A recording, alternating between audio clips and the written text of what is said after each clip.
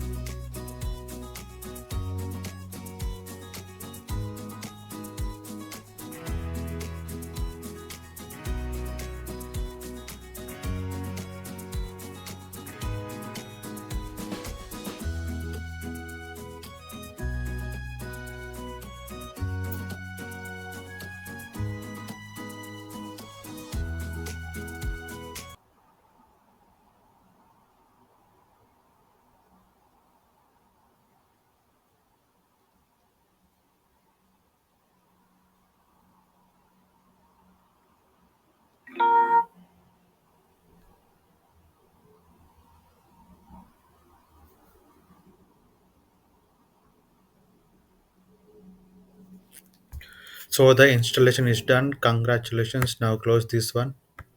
Just click on refresh button or you can restart if your system struck. Now open this says 50 accounts version 28. Click on the icon. It will open. So it is very simple installation of says 50 accounts desktop version. So what we have to do now, we have to create a company. So I will next video I will let you know how to create a company. It is also very simple. Okay, bye bye. Thank you.